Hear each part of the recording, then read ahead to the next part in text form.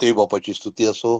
माझ्या प्रियानो, आपण प्रगटीकरणाच्या पुस्तकाच्या 9व्या अध्यायात आलेलो आहोत आणि आपण वाचूया. प्रगटीकरण 9वा अध्याय. 5व्या देवदूताने कर्णा वाजविला, तेव्हा एक तारा आकाशातून पृथ्वीवर पडलेला मला दिसला.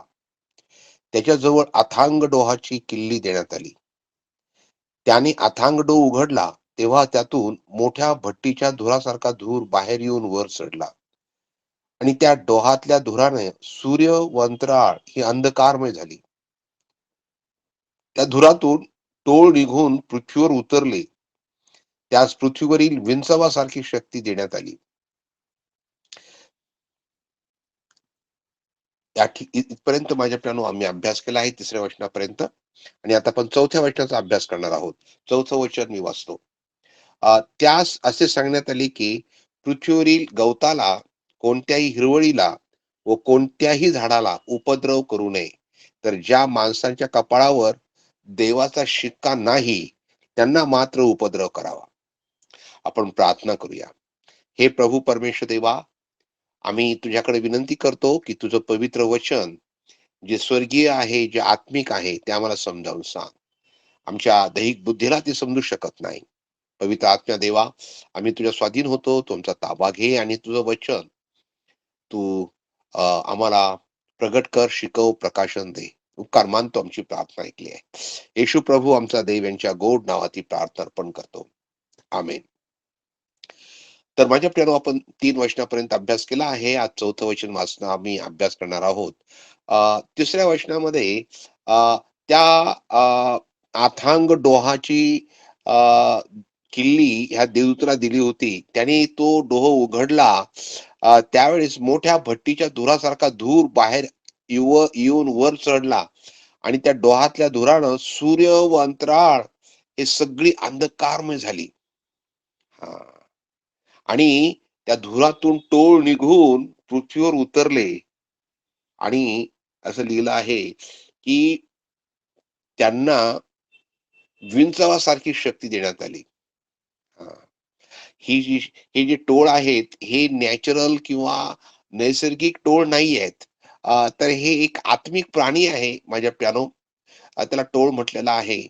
आणि या ठिकाणी माझ्या प्यानो त्यांना परमेश्वर देवानं विंचवासारखी शक्ती दिली. हा. 4थ्या वचनात लिहिलेलं आहे की त्यांना प्रभू परमेश्वरने काही इन्स्ट्रक्शन दिली, काही सूचना दिल्या. कोणती सूचना दिली? की पृथ्वीवरील गवताला, कोणत्याही हिरवळीला व कोणत्याही झाडाला उपद्रव करायचा नाही. हा. तर ज्या माणसाच्या कपाळावर देवाचा शिक्का नाही, त्यांना मात्र उपद्रव करायचा. ह्या टोळांना टार्गेट दिलं होतं. आता त्या ठिकाणं टोळ सर्वसाधारणपणे पृथ्वीवरील गवत आणि हिरवळ आणि झाड हे फस्त करतात. परंतु आता त्या झाडाला, पृथ्वीला, गवताला मात्र काही उपद्रव करायचा नाही सांगितलेलं आहे. प्रगटीकरणाच्या पुस्तकाच्या 8व्या अध्यायामध्ये ज्यावेळेस त्या पहिल्या देवदूतांनी कर्णा वाजविला ना, 8वा अध्याय 7वं वचन, त्याच्यामध्ये आम्ही पाहतो की रक्तमिश्रित गारा वाघिणी उत्पन्न होऊन त्यांची पृथ्वीवर वृष्टी झाली. ज्यावेळेस या देवदूतांनी कर्णा वाजविला, त्यावेळेस पृथ्वीवर रक्तमिश्रित गारा वाघिणी उत्पन्न झाल्या. पृथ्वीवर त्यांची वृष्टी झाली आणि पृथ्वीचा 3रा भाग, म्हणजे 1/3 भाग, 1/3 झाडं जळून गेली व सर्व हिरवळ गवत जळून गेले. पण आता हा पहिला अनर्थ आहे. माझ्या प्यानो प्रगटीकरणाचं पुस्तक 8वा अध्याय 13 वचनामध्ये तो गरुड रूपी देवदूत त्यानं त्या ठिकाणं मोठ्यानं त्या ठिकाणं ओरडून सांगितलं की आता जे 3 देवदूत कर्णा वाजविणार आहेत, ते 3 अनर्थ असे आहेत. आणि त्या 3 अनर्थापैकी हा पहिला अनर्थ आहे माझ्या प्यानो. 5व्या दूताने जो कर्णा वाजविला ना, तो पहिला अनर्थ आहे. आणि त्या ठिकाणी आम्ही बघतो की टार्गेट आता पृथ्वीवरील हिरवळीला आणि झाडांना, पृथ्वीला नाही, तर ते मानवांना त्या ठिकाणं त्यांचं लक्ष बनवायला सांगितलेलं आहे. ज्या माणसाच्या कपाळावर देवाचा शिक्का नाही, त्यांना उपद्रव करण्याची परवानगी ह्या टोळांना देण्यात आलेली आहे. आता पवित्र शास्त्राचा जर तुम्ही अभ्यास केला, तर शिक्का शिक्का मारणं म्हणजे शिक्का मारणं किंवा चिन्हांकित करणं हे संरक्षण आणि मालकी हक्क दर्शवतं प्रियानो. ज्या माणसाच्या कपाळावर देवाचा शिक्का आहे, त्यांना मात्र हे टोळ उपद्रव करू शकले नाहीत. त्यांना तशी आज्ञा दिली होती. दुष्ट आत्मे, दुरात्मे, सैतान हे सगळे परमेश्वराच्या नियंत्रणामध्ये आहेत माझ्या प्रियानो. परमेश्वर सांगल त्याचप्रमाणे त्यांना त्या ठिकाणी वागावं लागतं. Praise the Lord. आमचा प्रभू परमेश्वर देव माझ्या प्रियानो, तो नियंत्रणामध्ये आहे. तो नियंत्रणात ठेवतो या सर्वांना. तर आम्ही बघतो की शिक्का मारणं किंवा एखादी गोष्ट, एखादी वस्तू चिन्हांकित करणं, हे संरक्षण आणि मालकी हक्ककडे दर्शवतं. तर पवित्र शास्त्रामध्ये अशा प्रकारे प्रभू परमेश्वर देवानं काही चिन्ह आणि काही शिक्के त्या ठिकाणी मारलेले आहेत. चिन्हांकित केलेलं आहे, की जेणेकरून त्यांचं संरक्षण व्हावं आणि त्यांच्यावर केवळ परमेश्वराचा मालकी हक्क असावा. सैतान त्याला काही हात लावू शकत नाही. शिक्का मारला तर त्याला हात लावू शकत नाही. Praise the lord. आणि माझ्या प्रियानो, पवित्र शास्त्रामध्ये आम्ही अभ्यासलं, प्रगटीकरणाच्या 5व्या अध्यायामध्ये त्या ठिकाणं गुंडाळी त्या ठिकाणी आणि त्याच्यावरचे 7 शिक्के घेण्यास कोण योग्य आहे, असं त्या देवदूतानं त्या ठिकाणं माझ्या प्रियानो आवाहन केलं. त्यावेळेस पृथ्वी, स्वर्ग आणि स्वर्गाच्या खाली कोणीही त्या ठिकाणं येऊ शकलं नाही. ते गुंडाळी आणि त्याचे शिक्के फोडण्यास कोणी योग्य ठरलं नाही. योहानाला रडू आलं, परंतु वडिलांपैकी एकाने म्हटलं, की "रडू नको, यहुदा वंशात सिंह यानं विजय मिळवलेला आहे." Praise the lord. आणि मग प्रभू येशू ख्रिस्त म्हणजे वधलेला कोकरा तिकडे गेला. परमेश्वर पितेच्या हातातून ती गुंडाळी घेतली आणि ते शिक्के फोडण्यास तो योग्य ठरला. का बरं? कारण पृथ्वीच्या मालकी हक्क जो होता, त्या मालकी हक्काला प्रभू येशू ख्रिस्तानी कायदेशीर रीतीनं त्यांनी सोडवलं. जवळचा आप्त तो झाला. मनुष्य होऊन तो या जगात आला आणि त्यांनी खंडणी भरून दिली प्रभू येशूनं. आणि पृथ्वीला, सृष्टीला, मानवांना त्यानं प्रभू येशू ख्रिस्तानी त्यांनी दिलेल्या खंडणीच्या द्वारे, त्याच्या रक्ताच्या द्वारे बंधमुक्त केलं. सैतानाच्या बंधनातून सोडवलं. हालेलुया. आणि मग सगळा मालकी हक्क प्रभू येशू ख्रिस्ताकडे आला आणि म्हणून ते शिक्के फोडण्याचा अधिकार केवळ प्रभू येशूलाच आहे.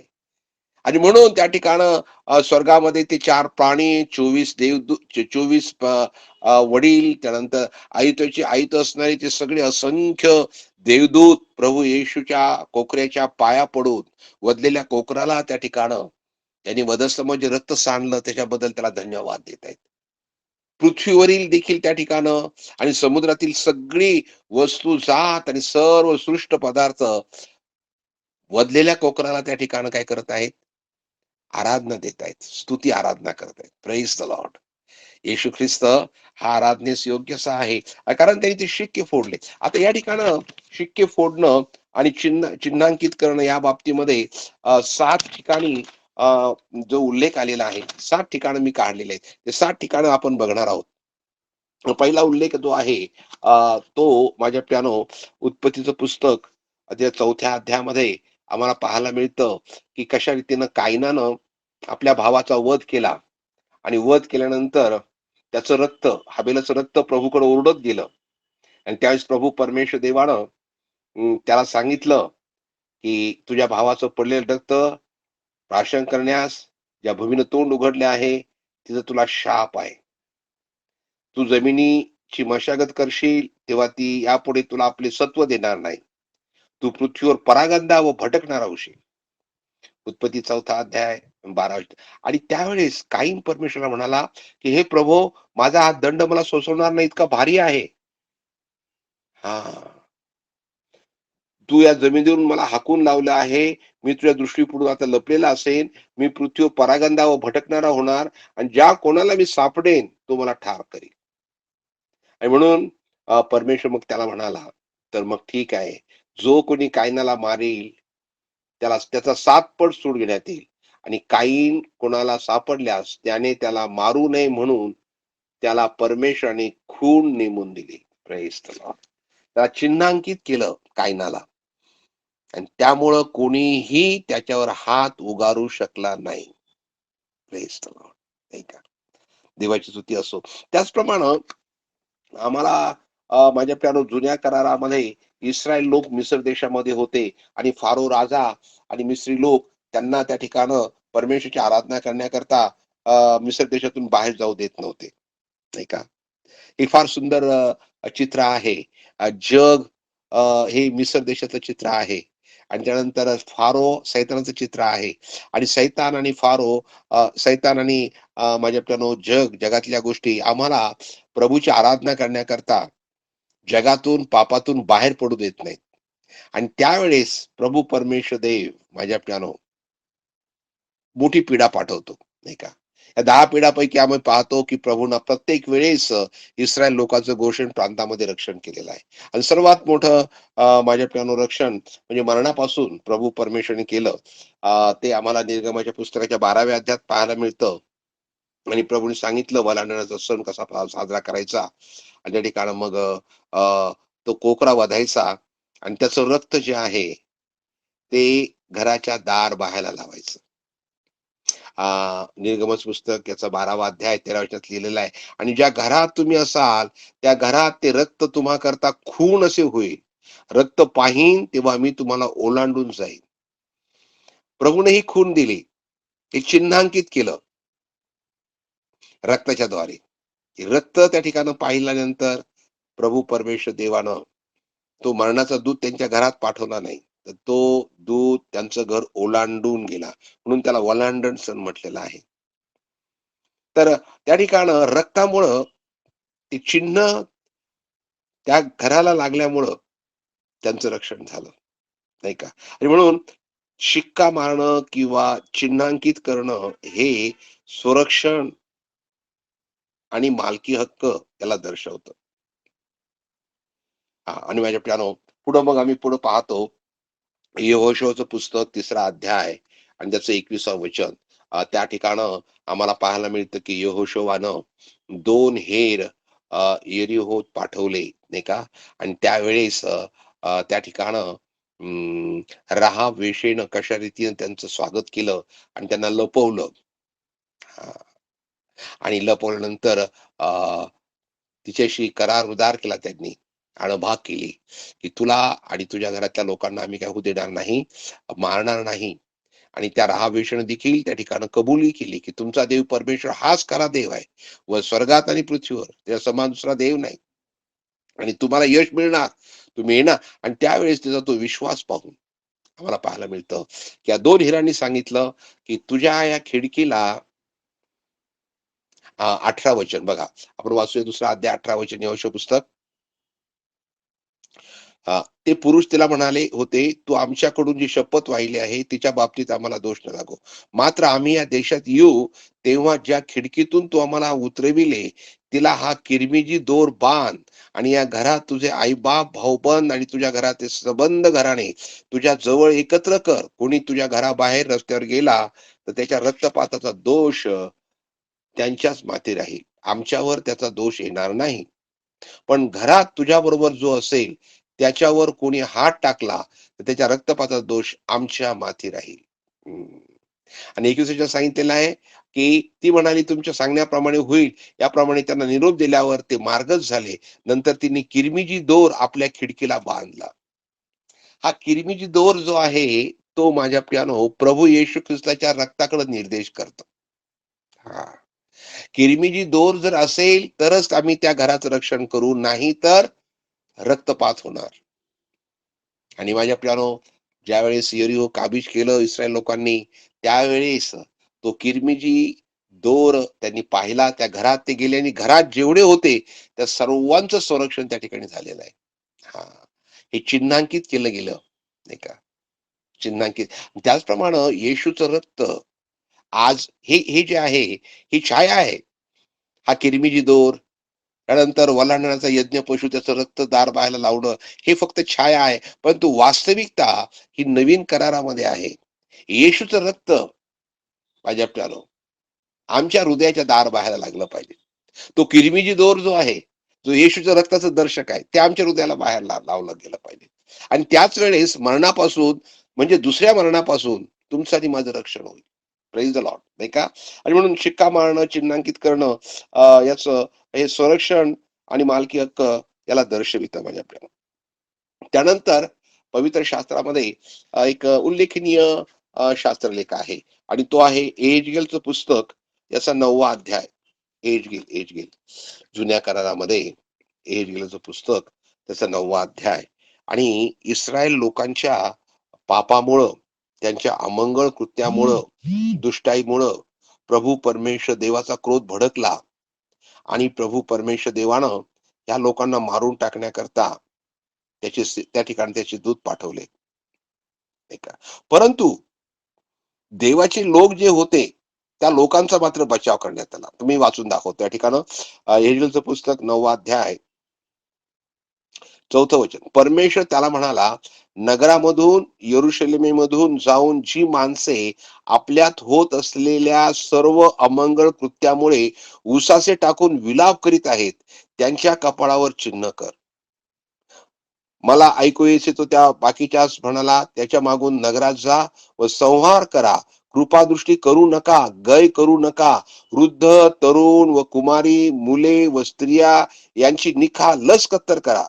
पण ज्यावर चिन्ह असेल त्यास स्पर्श करू नका. माझ्या पवित्र स्थानापासून प्रारंभ करा. तेव्हा मंदिरापुढे असलेल्या वडिलांपासून त्यांनी आरंभ केला. त्यांनी त्यास म्हटले, मंदिर भ्रष्ट करा, अंगणे वधिल्यांनी भरून टाका, चला निघा. तेव्हा त्यांनी जाऊन नगरात संहार चालविला.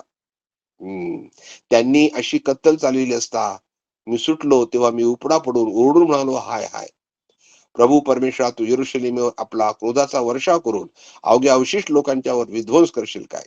या ठिकाणी आम्हाला पाहायला मिळतं की इस्रायल लोकांच्या पापामुळं प्रभू परमेश्वर देवानं त्या ठिकाणं आपले दूत पाठवून त्यांचं काय केलं, त्या ठिकाणं विध्वंस केला. आणि परंतु परंतु त्या लोकांचा त्या प्रभू परमेश्वर देवानं चिन्ह करून संरक्षण केलं. कोणते लोक? त्या ठिकाणी लिहिलंय 4थ्या वचनामध्ये, जी माणसे आपल्यात होत असलेल्या सर्व अमंगळ कृत्यामुळं उसासे टाकून विलाप करीत आहेत, त्यांच्या कपाळावर चिन्ह कर. माझ्या बहिणींनो, माझ्या भावांनो, सैतान आज मोठ्या प्रमाणामध्ये अमंगळ कृत्य, अपवित्रता, अशुद्धता, अश्लीलता याचा त्या ठिकाणी ऊत आलेला आहे. अशा स्थितीमध्ये देवाच्या लोकांचं कर्तव्य काय आहे? नुसतं बघ्याची भूमिका घेणं नाही आहे प्रियानो. हे अमंगळ कृत्य, ही दुष्टाई माझ्या प्रियानो, याबद्दल उसासे टाकून विलाप करण्याचा वेळ आहे. आणि ज्यावेळेस आम्ही याच्या विरोधात जातो, ही किती दुःखदायक गोष्ट आहे. अनैतिक पुष्कळ विश्वासणारे माझ्या प्रियानो अनैतिकतेमध्ये आनंद घेतात, लबाडी करण्यामध्ये आनंद घेतात, वाईट गोष्टी करण्यामध्ये आनंद पावतात. माझ्या प्रियानो, ते सुटणार नाहीत. लबाड आणि लबाडीची आवड धरणारे यांना नरक अग्नीची शिक्षा सांगितलेली आहे प्रकटीकरण पुस्तकामध्ये. आणि म्हणून जिथं अनैतिकता आहे, अमंगळपणा आहे, दुष्टाई आहे, त्याबद्दल आम्ही उसासे टाकले पाहिजेत. आम्ही विलाप केला पाहिजे प्रियानो. आणि इस्रायल लोकांमध्ये असे काही लोक होते, माझ्या प्रियानो, जे विलाप करत होते, उसासे टाकत होते. मी आज तुम्हाला प्रश्न विचारतो, आपल्या मंडळीमध्ये ज्यावेळेस एखादी व्यक्ती पापामध्ये जीवन जगते, तरुण तरुणी प्रेम प्रकरणामध्ये अडकतात, व्यभिचारामध्ये अडकतात, पैशाचा अफरातफर करतात, भांडणे त्या ठिकाणं कोर्टामध्ये नेतात. तर अशा परिस्थितीमध्ये तुम्ही आणि मी बघ्याची भूमिका घ्यायची का? उसासे टाकून विलाप केले पाहिजे प्रियानो आपण. आपल्या मंडळीसाठी, आपल्या पालकासाठी, आपल्या लोकांसाठी, जे जगामध्ये सैतानाच्या मार्गाने चाललेले आहेत.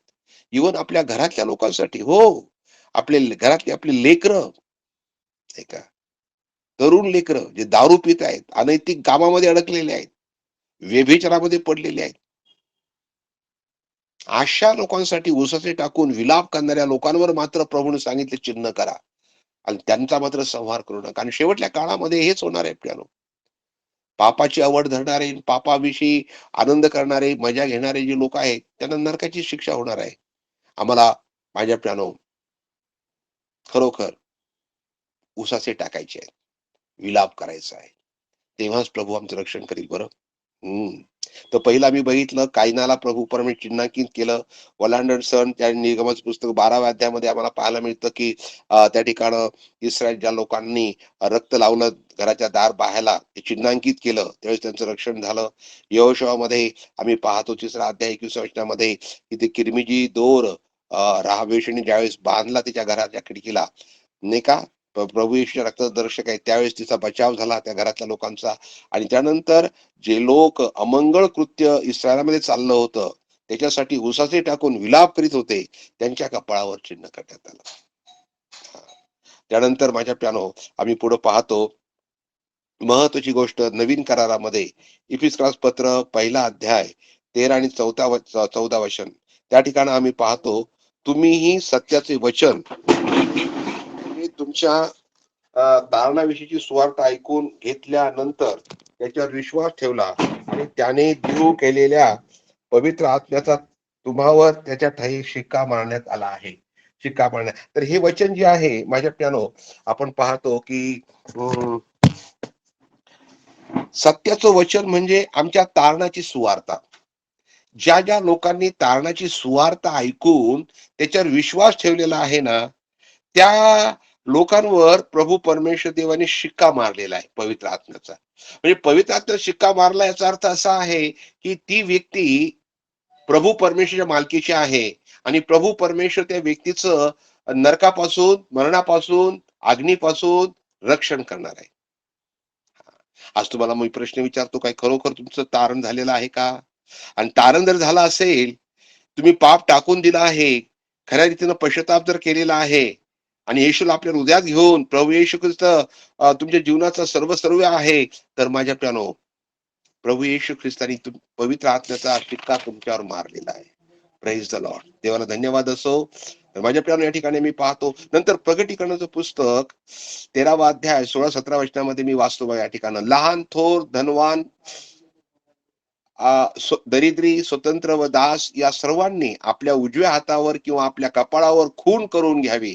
आणि ज्यांच्यावरती खून म्हणजे त्या श्वापदाचे नाव किंवा नावानं दर्शवण्याची संख्या आहे, त्याच्याशिवाय कोणाला काही विकत घेता येऊ नये व किंवा विकत देता येऊ नये, असे ते श्वापद करते. प्रगटीकरणाच्या पुस्तकामध्ये आम्हाला पाहायला मिळतं माझ्या प्यानो, की अशा प्रकारची खून धारण करणाऱ्या व्यक्तींनाच फक्त खरेदी आणि विक्रीचा त्या ठिकाणी परवानगी राहणार आहे. आणि 666 संख्या जी आहे, ती सैतान त्या ठिकाणी माझ्या प्यानो हे आधार कार्डच्या द्वारे आमच्या हातावर आणि आमच्या कपाळावर त्या ठिकाणी नोंदवणार आहे. तांदळाची दाण्या एवढी चीप त्या ठिकाणी बसवणार. आणि ज्यावेळेस तो शिक्का बसला मनुष्याच्या शरीरामध्ये, त्यावेळेस ती व्यक्ती बुक झाली नरका करता. ती सैतानाची झाली ती व्यक्ती. तिच्यावर अधिकार सैतानाचा येईल मग त्या ठिकाणी. ती चिन्हांकित झालेली आहे. सैतान तिच्यावर अधिकार करेल. आणि म्हणून ते माझ्या प्यानो चीप जी आहे, बायो चीप जी आहे, ती ती चीप जी आहे, ती तांदळाच्या दाण्याची एवढी ती घ्यायची नाहीये, नाही का? हे आम्ही शिकलो. त्यानंतर मग आता आम्ही आपला जो शास्त्र भाग आहे त्याच्याकडे येत आहोत, की आम्हाला पाहायला मिळतं, की या ठिकाणं सांगितलेलं आहे त्या टोळांना, की ज्यांच्यावर शिक्का मारण्यात आलेला आहे, त्यांना मात्र उपद्रव करायचा नाही. तर कोणावर ते कोण आहेत? तर प्रगटीकरणाचं पुस्तक 7वा अध्याय 3ऱ्या वचनात सांगितलं आहे, आमच्या देवाचे जे दास त्यांच्या कपाळावर आम्ही शिक्का मारीपर्यंत पृथ्वीला, समुद्राला, झाडांना उपद्रव करू नका. ज्यांच्यावर शिक्का मारण्यात आला त्यांची संख्या मी ऐकली. इस्रायल लोकांच्या सर्व वंशापैकी 1,44,000 शिक्का मारण्यात आला. तर हे 1,44,000 लोक जे आहेत, त्यांना मात्र या टोळांना आज्ञा केलेली आहे, की उपद्रव करायचा नाही. त्यांच्याशिवाय बाकीच्या लोकांवर, ज्यांच्यावर देवाचा शिक्का नाही, त्यांना त्या ठिकाणी उपद्रव करायचा आहे. तर माझ्या बहिणींनो, माझ्या भावांनो, तुम्ही आणि मी परमेश्वर देवाकडून चिन्हांकित आणि शिक्का मारलेलं असलंच पाहिजे. येशूच्या रक्ताचं चिन्ह आमच्या आत्म्यावर असलं पाहिजे हो. आणि नंतर मग ज्यावेळेस आम्ही येशूला आमच्या हृदयात घेतो, त्यावेळेस पवित्र आत्म्याचा शिक्का आमच्यावर मारण्यात येतो. Praise the lord. आणि we are booked for heaven. सैतान आम्हाला हात लावू शकत नाही. आम्ही देवाच्या कुटुंबातले लोक बनतो. माझ्या बहिणी, माझ्या भावा, तुम्हाला मी प्रश्न विचारतो, तुम्ही देवाच्या मंडळीमध्ये आहात का? देवाच्या मंडळीचा तुम्ही भाग आहात का? तुम्ही देवाच्या कुटुंबातले आहात का? हे केव्हा होतं? चर्चला जाण्यानं ते होत नाही. बाप्तिस्मा घेतल्यानं ते होत नाही. दान धर्म केल्याने ते होत नाही. तर पापाबद्दल पश्चाताप करून, येशूच्या वधस्तंभाजवळ येऊन त्याच्या रक्तानं शुद्ध होऊन, पाप टाकून देऊन, येशूला आपल्या जीवनाचा राजा, स्वामी, तारणारा म्हणून स्वीकारण्यात आणि त्याच्याबरोबर जीवन जगण्यामध्येच माझ्या प्यानो तुमचं आणि माझं तारण आहे. ते स्वीकारा. प्रभू म्हणा की प्रभू माझ्या हृदयात राहायला ये. प्रभू मला तू पाहिजे. मला पाप नको आहे आणि पाप टाकून द्या माझ्या प्यानो. पापाचा द्वेष करा. पापाला पायदळी तुडवा. पापाबद्दल शोक करा. प्रभू परमेश्वर ते तुम्हाला जरूर आशीर्वाद देईल. आपण प्रार्थना करूया. हे आमच्या प्रिय प्रभू परमेश्वर देवा, आम्ही उपकार मानतो तुझा संदेश तू आज आम्हाला दिला आहे. तू आम्हाला चिन्हांकित कर. ऐकणाऱ्यापैकी जर अजूनही कोणी तुझ्या पवित्र रक्ताने चिन्हांकित झालं नाहीये, अजूनही कोणावर पवित्र आत्म्याचा शिक्का मारण्यात आलेला नाहीये, तर प्रभू येशू ख्रिस्ता त्या प्रत्येक व्यक्तीला पश्चातापी हृदय दे. प्रत्येक व्यक्तीला तुझ्याकडे आकर्षित कर आणि तुझं गौरव प्रत्येकडून तू करून घ्या अशी माझी प्रार्थना आहे. प्रभो, त्या भयंकर मोठ्या संकटातून आमचा बचाव कर. ऐकणाऱ्या माझ्या बंधूला, बहिणीला, लेकराला सर्वांना तू आशीर्वाद दे. प्रभो, दया कर आणि आम्हाला प्रभू परमेश्वर देवा पश्चाताप करण्याची बुद्धी दे. सर्व गोष्टी तुला धन्यवाद देऊन ही प्रार्थना येशू ख्रिस्त आमचा देव यांच्या गोड नावात मी अर्पण करतो. Amen, amen. Okay, god bless you. Have a good and godly day. Okay, okay, okay.